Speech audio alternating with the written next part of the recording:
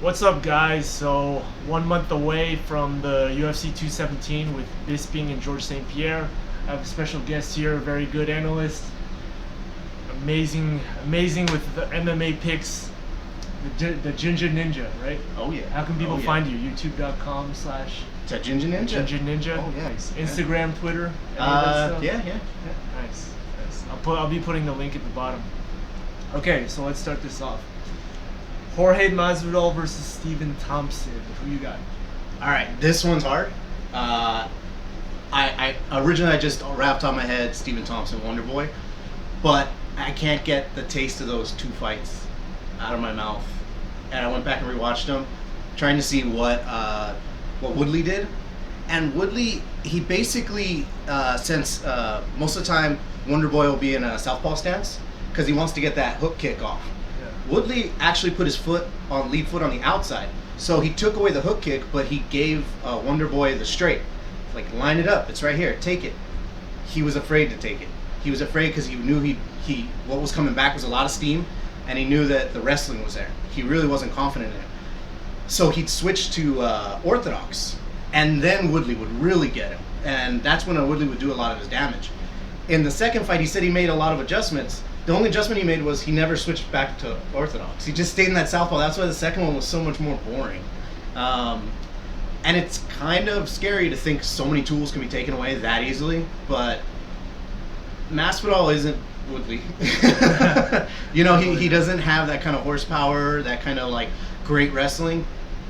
It's going to be a great fight. I still think it's going to be Wonderboy because I think Masvidal is going to move forward, and I think Wonderboy likes that. He has a lot of awesome kicks while he's moving backwards.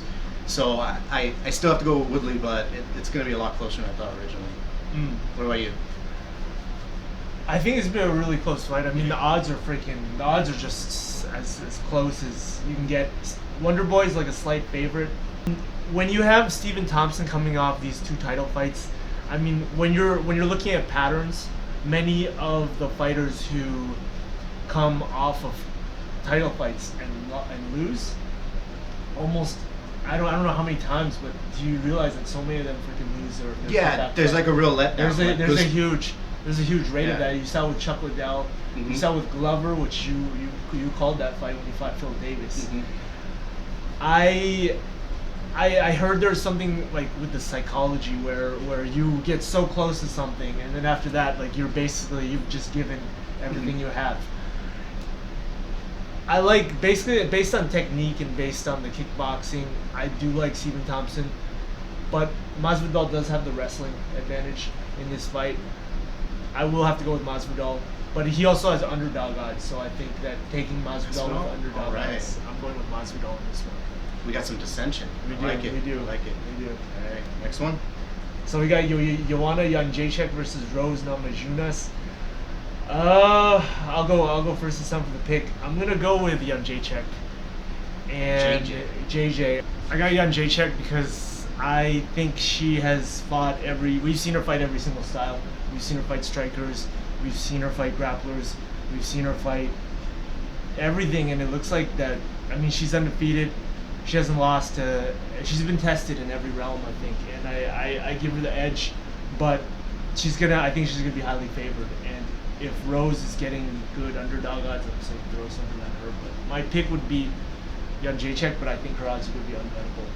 Yeah, keep going. These are actually like my two favorite female fighters. I love Thug. I love Joanna Champion. Yeah. I feel like Joanna's gonna hurt her. I think it's gonna be really bad because Joanna's so technical. She's so tight that basically Rose is gonna have to like keep the distance with her kicks. Yeah. And Joanna's gonna be moving forward. It's hard to kick unless you're gonna throw some karate stuff in there. And a big thing is like if she can get her to the floor and use some jiu-jitsu on her. But Joanna, every time you take her down, like she pops back up. She's like the female Chuck Liddell, you know. Oh yeah. So I got JJ in this one. Knockout? I think it's gonna be pretty bad. Corner stoppage, something like that. Yeah. I think Thug might take a beating. Yeah, for sure.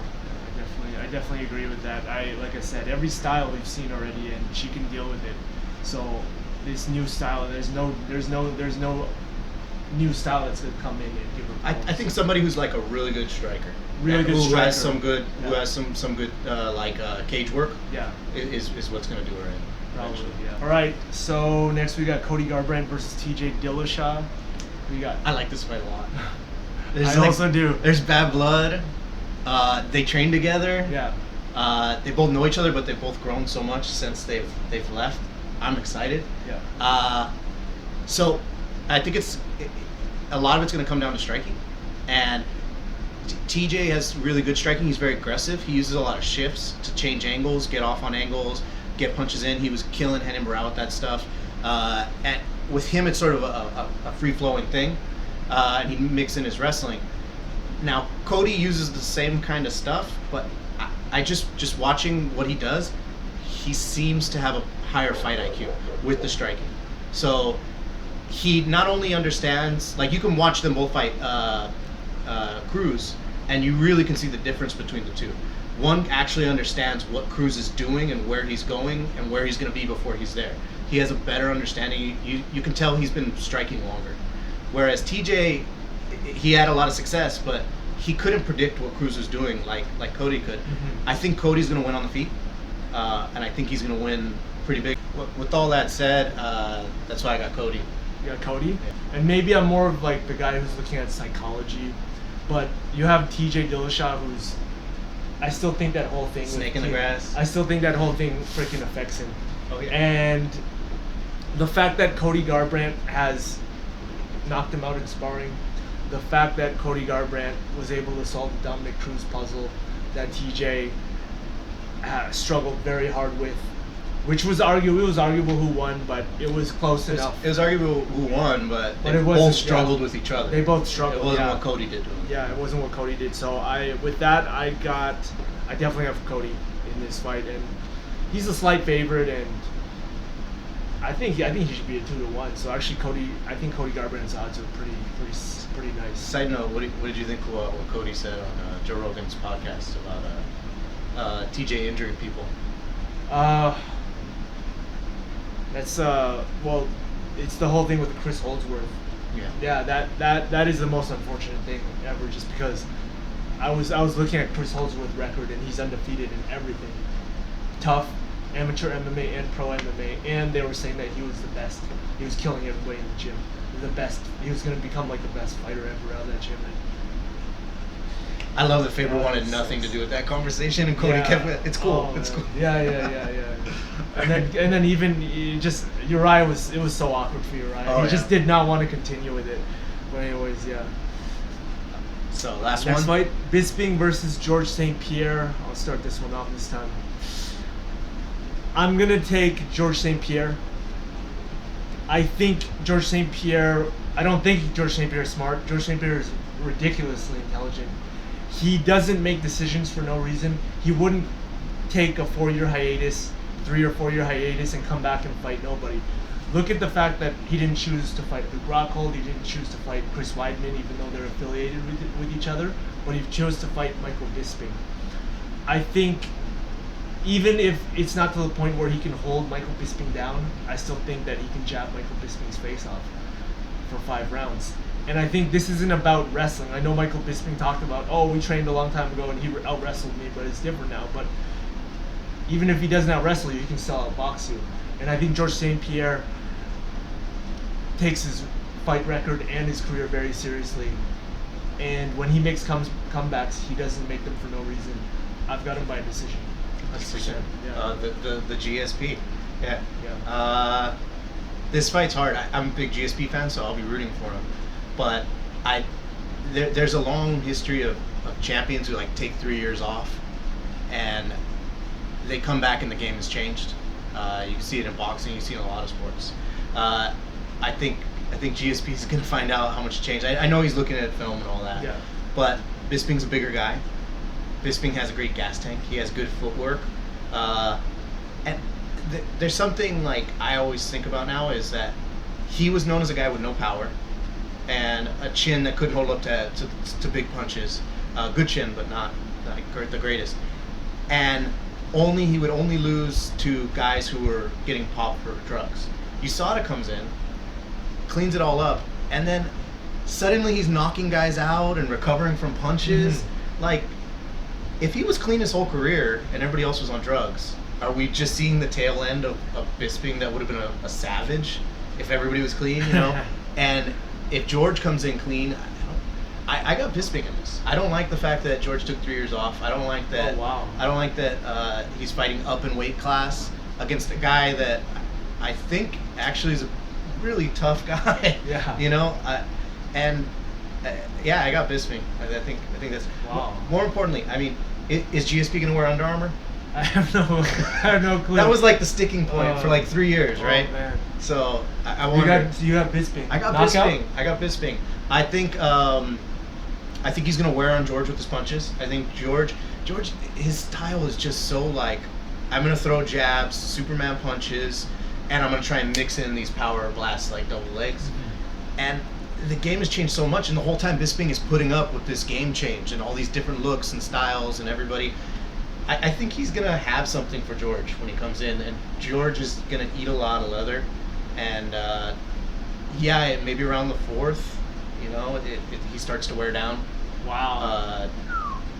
But it could go decision. Yeah, that's an interesting pick I'll coming be from rooting for such a George. big GSP fan. I don't. I'll be rooting for George. It's just a big history, like Jack Dempsey, like these champions who just take 3 years off, come back, and just don't have it. Wow. You know. Although in BJJ we just had Buchecha against Hodrick Gracie, and Hodrick Gracie after all the time off came in and tapped Buchecha. So wow, it does happen the other way. Nice. Well, that's with Bisping's size, it's interesting too, because I felt like George St. Pierre chose Bisping because when you take someone like Yoel Romero, yeah, you don't want none of that. When you take someone like who else? Luke Rockhold, you get GSP in a clinch with those guys or in a wrestling situation with those guys. It's very ugly for GSP. Whereas when GSP gets in a wrestling situation with Michael Bisping hasn't been wrestling all his life. Yeah. Michael Bisping is more of a defensive guy in the wrestling. So the way I pictured it was George was like, okay, you know what? Yeah, you know I'm going to come back in this sport, and you know this guy is not going to give me a wrestling problem, and you know, in his it's the low risk, high reward. He could be a 2-division champion. Seems like the easiest guy to pick off. Yeah. And for some reason, all the guys who are the best in the division are away from the title picture right now, killing each other. Like, I totally think Bobby Knuckles destroys like GSP. I think Yoel Romero and GSP is scary. That's why I'm kind of thinking. Bobby Knuckles? Whitaker. Yeah. Whitaker. He doesn't like that nickname either, but everybody else does. I think Whitaker destroys GSP. Hey guys, I hope you really enjoyed this video. This is my first collaboration with the Ginger Ninja. His analysis and his picks are respected very much. And I will be writing in the description his link to his YouTube and his Instagram as well, and whatever social media he would like me to share with the rest of the world. And also in the description I will be writing his picks and not mine, because this video was more about his picks, not mine. So I hope you enjoyed, like I said, and please leave your own picks, please leave your own opinions. Who do you think wins and why? Do you agree with the Ginger Ninja's analysis? Do you agree with my analysis? Please say why or why not. And please remember to like and subscribe. Thank you for watching.